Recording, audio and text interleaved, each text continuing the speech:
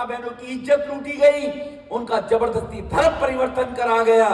हमारे यहाँ जो रात में शादी करने की प्रथा है, ये क्यों रात में शादी करने की प्रथा है? इस देश के अंदर जब लुटेरे और मुगल आए थे तो हमारी बेटियों की इज्जत लूट लेते थे, घरों से उठाकर ले जाया करते थे। इसलिए घूंघट प्रथा को लागू किया गया कि पर्दे में बेटी रहेगी, किसी मुसलमान लुटेरे को पसंद नहीं आएगी तो उसकी इज्जत बची रहेगी।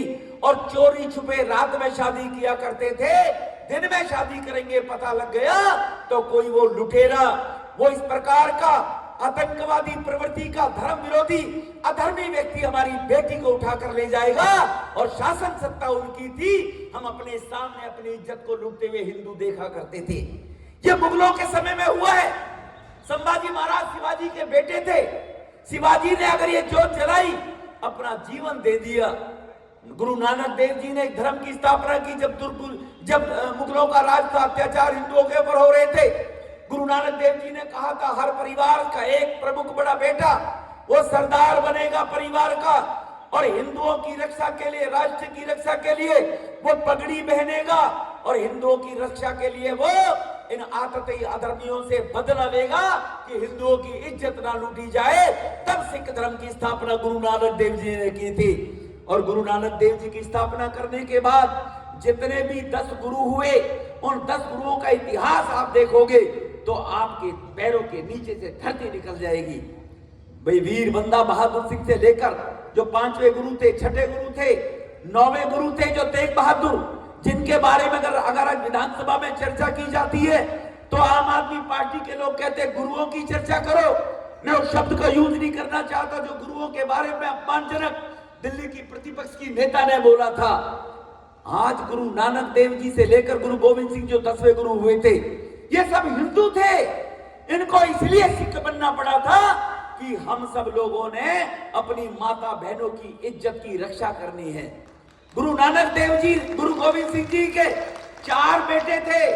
2 बेटे तो, एक 7 साल का, एक 9 साल का। दोनों शहजादे जिंदे जलवा दीवार में चिनवा दिए कि या तो आप मुसलमान धर्म कबूल करो और या आपको खत्म कर दिया जाएगा। एक 9 साल के और 7 साल के बेटे ने कहा हम जीवन दे देंगे लेकिन अपना धर्म नहीं बदलेंगे। ऐसी ऐसी शहादत हमारे पूर्वजों ने की है भाइयों बहनों। उन पूर्वजों की शहादत को हम लोग इतिहास के पन्नों में वोट बैंक के लिए कभी पढ़ाया नहीं गया।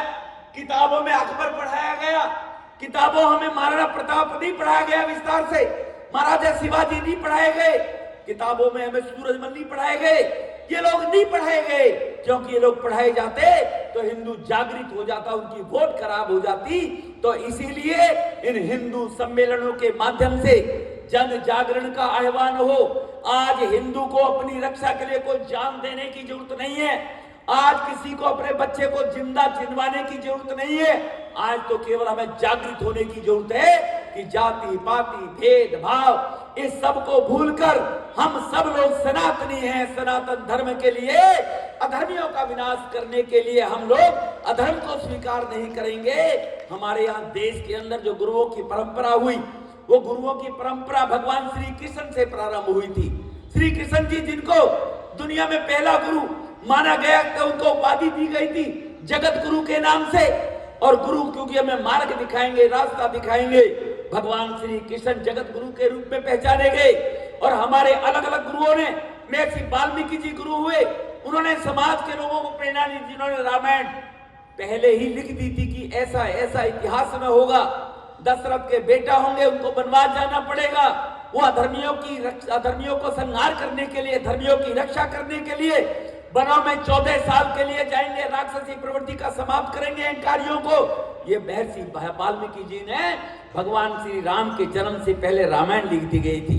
गुरु रविदास जी जिन्होंने समाज के सभी वर्ग के लोगों को एक संस्कार लेकर अपने जीवन को जीने के लिए लोगों को मार्गदर्शन दिखाने का काम गुरु रविदास जी ने किया था।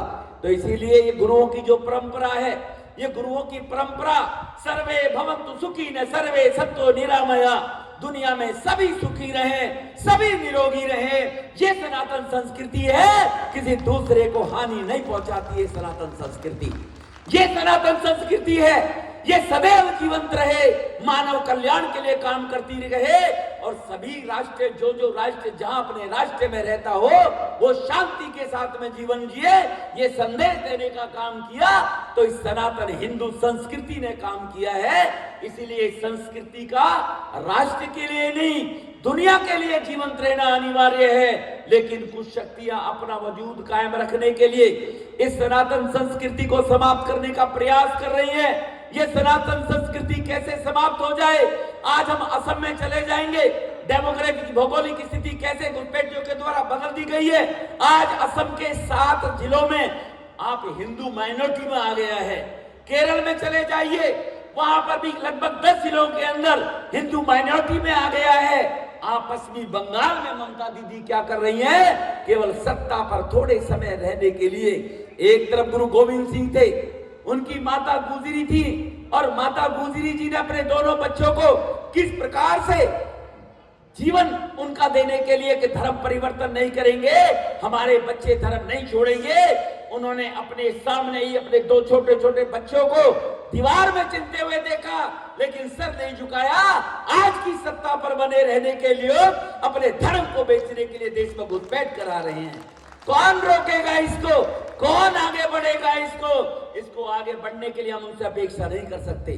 हम इस प्रकार के कार्यक्रमों में अगर शरीक और शामिल होते हैं तो ये कहा जाता है कि हम कहीं ना कहीं संप्रदाय सौहार्द बिगाड़ने की बात कर रहे हैं। अपने अपने धर्म के विस्तार के लिए कौन काम नहीं करता है? हिंदू राष्ट्र के निर्माण के लिए राष्ट्रीय स्वयंसेवक संघ कभी किसी को समाप्त करने की बात नहीं करता। अपने विस्तार को हम करेंगे राष्ट्र और मानव कल्याण के लिए, ये काम करने का काम करता है। वो एक पप्पू बाबा राहुल जी बार बार केवल आरएसएस को कोसते रहते हैं। आप तो बताइए, आप जिस घर में पैदा हुए, आप अपना एक धर्म तो बता दीजिए।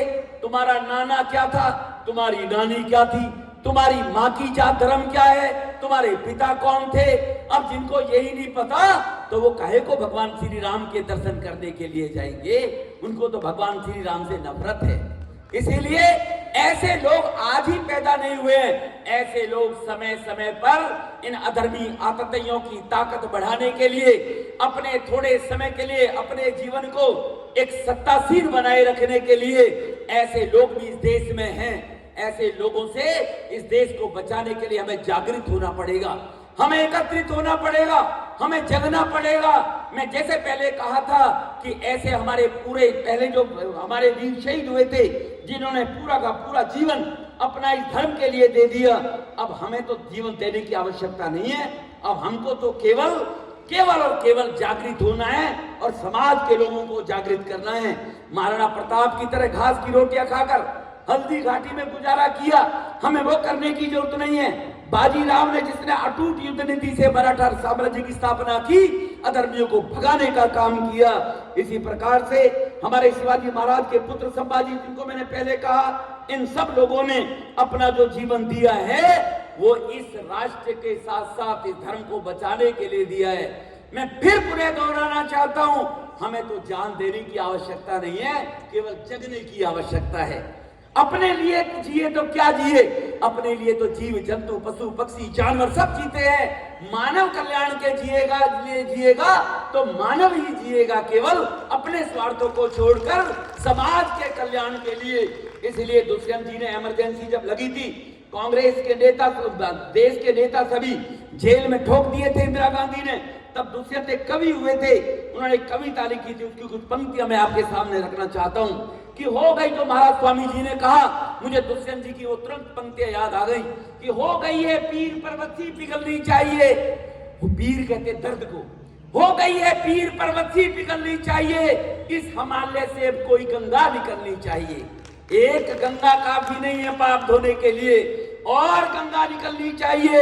आज ये दीवारें हिलने लगी पर्दों की तरह, हमारी कोशिश हो कि ये बुनियाद हिलनी चाहिए, हमारी कोशिश हो कि ये बुनियाद हिलनी चाहिए।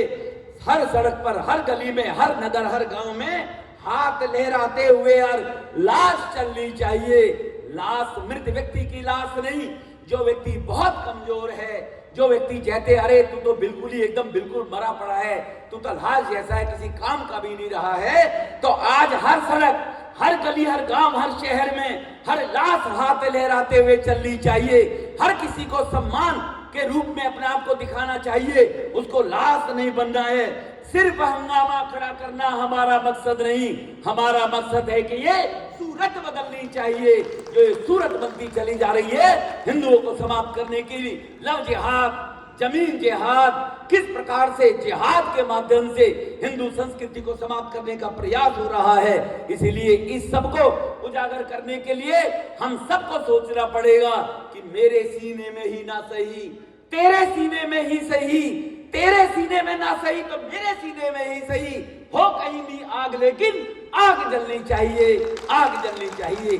तो जब तक हमारे सीने में अपने अस्तित्व को बचाने के लिए, अपनी जमीर, अपने धर्म को बचाने के लिए सीने में आग नहीं होगी, तब तक हम लोग इसी प्रकार से जो मुगल करते चले आए थे, जो आज करने का बंगाल में और पाकिस्तान में दुस्साहस किया जा रहा है, ये आने वाले वक्त में हमें भी भोगना पड़ेगा। इसीलिए आज पुनः एक बार मैं आदरणीय नगर कारवा जी को, उनके सभी स्वयंसेवकों को बधाई देता हूं कि इतने भव्य हिंदू सम्मेलन का उन्होंने आयोजन किया। और हम सब लोग राजनीतिक द्वेष, पार्टीबाजी, जिसने जहां जाना है पार्टीबाजी वोट दो, लेकिन सबसे पहले संकल्प हो कि हमारे हिंदुओं की रक्षा कौन करेगा, हमारी माता बहनों की भविष्य में रक्षा करने वाले कौन लोग हैं जो वोट की चिंता नहीं करते। हमें वहां खड़ा होने का संकल्प लेना पड़ेगा। आज के इस कार्यक्रम के लिए आयोजन में अध्यक्षता कर रहे भाई मनीष जी, इस कार्यक्रम में भाई विक्रम, भाई हिमांशु एडवोकेट जी, और हमारे और जो